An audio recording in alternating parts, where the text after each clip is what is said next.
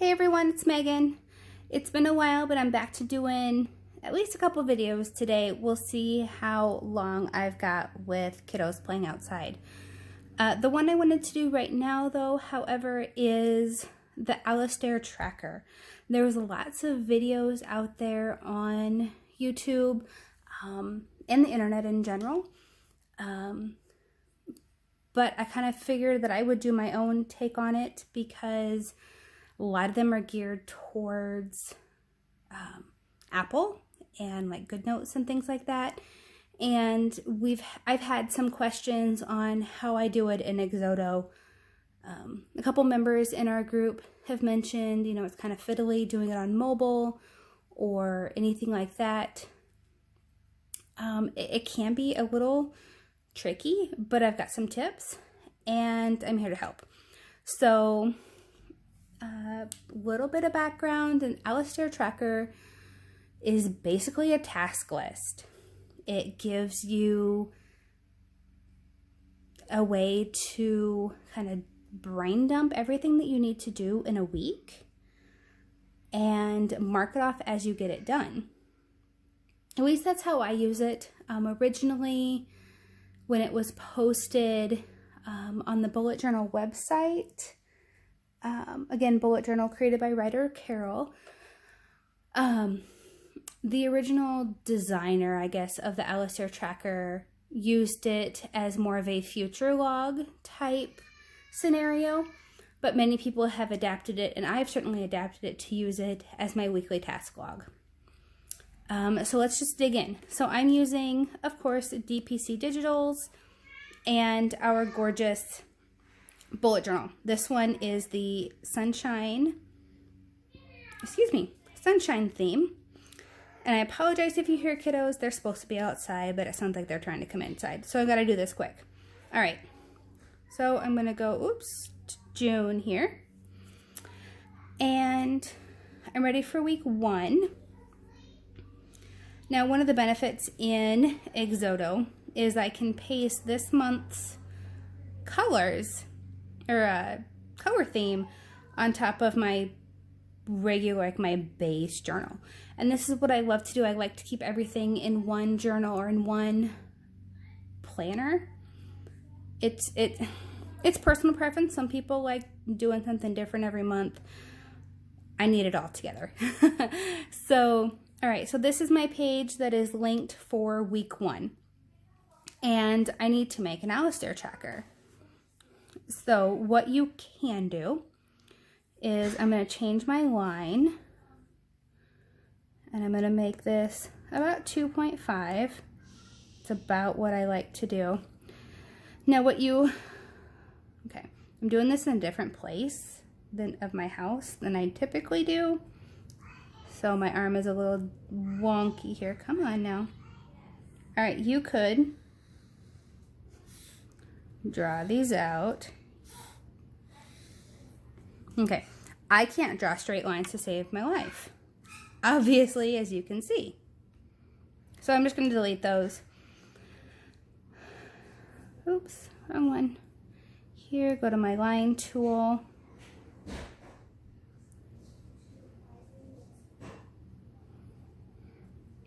All right, so I draw my partial line there. I'm going to move it over and use my dots as a guideline. All right, kiddos are inside apparently. Okay, so then all I'm doing now, since I've got it the distance that I want it to be, I'm just copying it, and I'm going to use my stylus here, and I'm going to put it into position.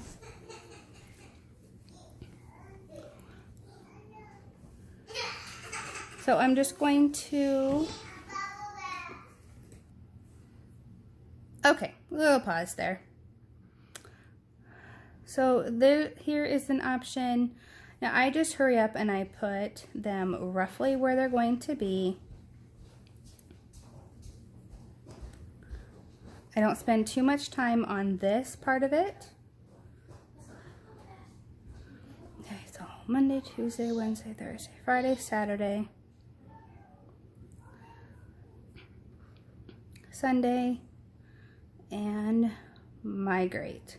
All right, now if you grab in the middle of this when you have it highlighted, you're not going to change the size of it. All right, so that's tip number 1. Now I'm going to zoom in, and here's where I do my fine tuning. All right, so I'm going to select this one again, grab it in the middle, not on the blue dot. And now I can fine tune it and line it up better. Occasionally that happens. And so I actually use that blue end point as my guideline. I want to put it right about on that dot. And sometimes it's not going to be perfect. You could spend more time lining it up if you wish. I'm going to show you my little cheat for covering that up. Okay, so there's your lines. Pretty neat and tidy. And again, it doesn't take very long. I'm going to zoom out here just enough. I'm going to go back and I'm going to make another line. And this one is going to go on the top. Okay, and then I close out of that just because it gets in my way. I like to make this one a little bit bigger, and here's why. Oh, excuse me, I have the hiccups today. Okay. When that line is nice and chunky, it covers up any issues you have there. If you wanted, you could copy this line and bring it down here to cover up any of these if they're not lined up the way that you would like. Okay, because we're in Xodo and we have this option, let's flatten it down. Now it's not going anywhere. Okay, now we can long hold on anything and it's not going to pull those up. So then what I do, go to your text, I hit Monday, it's really big from something else. I go about 15, and then I slap that buddy right there. I'm going to label that all the way out. And then for my migrate, I actually do make this one quite a bit bigger. Maybe not 50. Okay. Because I want it to somewhat match my letter size. Now, if you're familiar with bullet journal techniques, migrate is not going to be new to you. If you're not new to bullet journal technique, or if you are new to bullet journal techniques, migrate may seem a little different to you. So, quick crash course. If you're migrating something, just as the arrow describes, you're moving it forward. And in this case, I'm going to move it to the next week. So if I have a task that I don't get done, say I need to drop something that's not time sensitive off at the post office, or I simply just need to go buy more stamps because I'm almost out, I can write post office stamps. Let's say that I really want to get this done Monday, but I don't get it done. So I can, here, let's turn that down because that's really thick. Nope.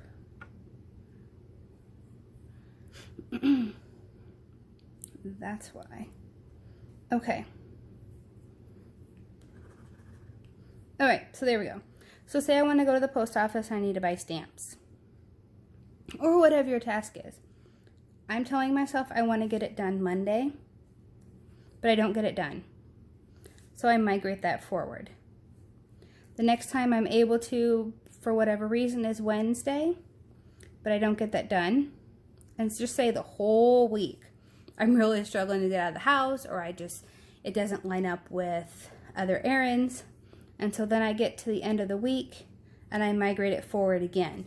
Anything that at the end of my week when I do my planning on Sunday, anything that's here, I know that I need to put on my next week. So say I need to wash kid laundry.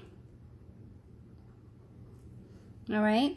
And I need to do that Monday, Wednesday, and Friday. Well, I started it Monday and then I finished it. That's kid number 1. Kid number 2, I started it. Maybe I didn't get it finished all the way, but I finished it the next day. And then with that, okay? And then I know that it's done. I can draw a line through it to know that I don't need to look at that for the rest of the week. I've also used Alastair trackers for my daily habits, and I found that this was really helpful for me because I was coming to it every day to do my daily habit, and then I was seeing right below it my task list. This may or may not work for you depending on the habits that you want to create for yourself on a daily basis. One tip that I have found, don't overload yourself with daily habits that you need to track. Now this is because too many things that you're trying to track in your planner, it may or may not be too much for you. And I found that I was tracking, was I having coffee or tea?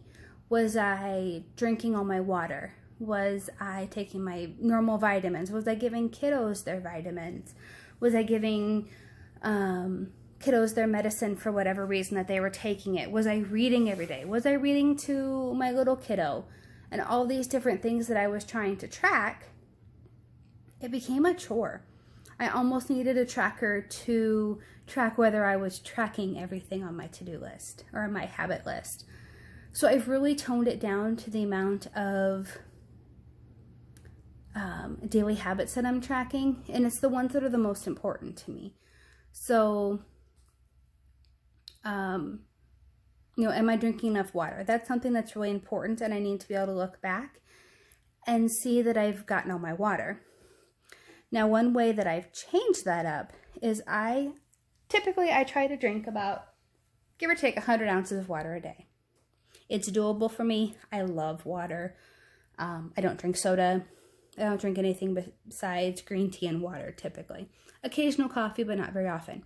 So what I will do is I'll do water, and I'll type it out or write it like 3 times. And then I put anything over 50 ounces. If I do that, I get to check it off. If I get 75 ounces or more, hit the pen again, I get to check it off. If I've reached 100 or more, and this is always my goal, I get to check it off. I love checking things off my to-do list. And this lets me see 50 is my personal minimum. I don't function well without 50 ounces of straight water a day. People are going to be different, of course. Don't take my word as gospel or anything like that. But for me, that's what I've told myself is my minimum. So I need to at least go for 50. But I like congratulating myself, patting myself on the back. And I want to see, did I reach 75 or did I reach 100? It just helps, because otherwise, if you just drink all your water and you don't get to check it off, you're going to get discouraged. Well, maybe your goal is 60 ounces of water a day, but you get 45. Well, that's still pretty dang good. Congratulate yourself and give yourself an extra way to track that. Again, just my experience, my personal tips and tricks. But that's what I do. So this is Alastair Tracker. Now, because I flattened this to the page, I can't use this one. And Xodo, we're kind of limited on how you can copy all this like I did to flatten it. You can do that and copy it and move it to, say, your templates page here in our bullet journal. Okay, you can move it to one of these pages, but then when you go to paste it, go to paste it back, if you don't line it up perfectly, you then still have to move each individual one into place. Now that's a pain in the butt. Okay, so here's my little trick. Autodesk Sketchbook. Free program. Go get it in the Google App Store. Thank me later. You're welcome. Okay, so what I do is I took a screenshot of my bullet journal. I added it here with this button, import image, and I set it as my bottom image here. I turn off my background, so it's one less thing I have to remember. And then in here, I'm going to use my ruler. I'm going to try to do this around my camera here. And I'm going to line this up to my dots as best as I can. I know that's not perfect. This angle also helps. And so I'm going to use the pencil. What color? That's why. Let's use black, please. Okay. Now, I'm just going to draw my line as long as I need it to be. And you would line this up better on the dots. I'm just showing it quickly. Okay, so you're going to do this all the way across. Yada, yada, yada. Okay, you get the idea. We're just going to do like 2 more.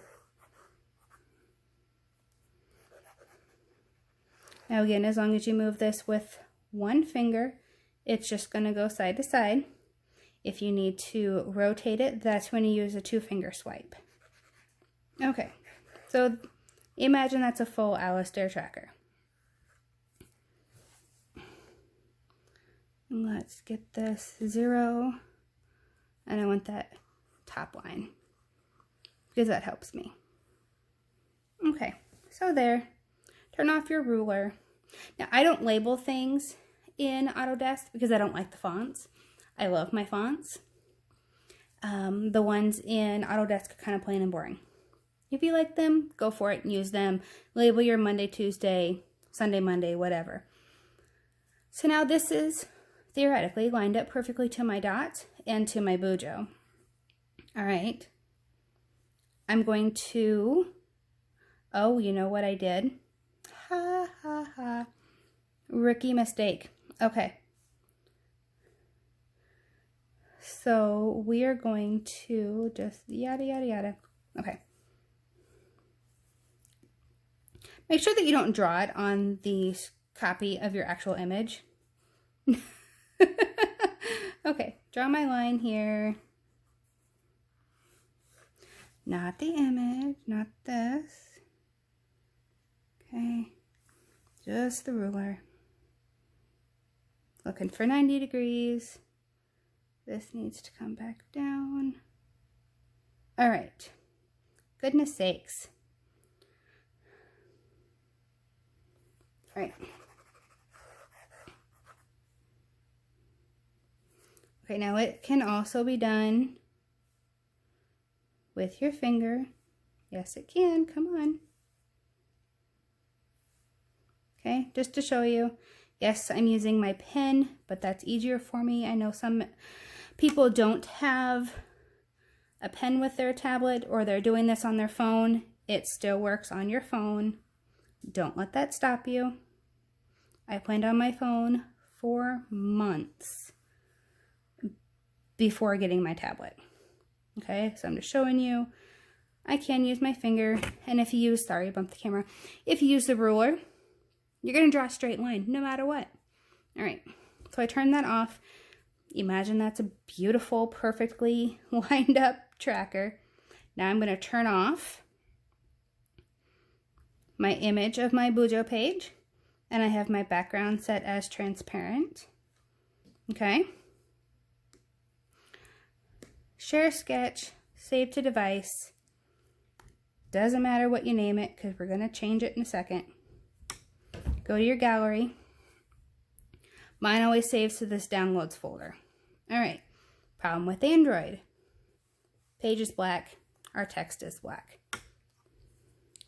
Here's how we fix that. Okay, so I'm going to turn this back on. I'm going to find my shapes, and I draw a rectangle, and then I'm going to make it white. And I'm going to draw this on the outside of where I'm going to crop my page. Okay. Now I'm going to show you, bring this down, and make my page, well, let's just make it like red so that you can see it. Okay. So you can see I have this white rectangle around my Alastair tracker. This comes in handy for this reason. Cover that back up because I don't need it. And again, I would take better care drawing this rectangle better around the page, but again, I'm just showing this as an example. So here you can see my white, you can see the black. Now I'm going to go back and I'm going to share, save to device. Doesn't care what we name it because it's not going to be that file name very long. Still can't see our lines, but we can see the rectangle. Okay, so I'm going to edit, and I'm going to crop it just inside the white.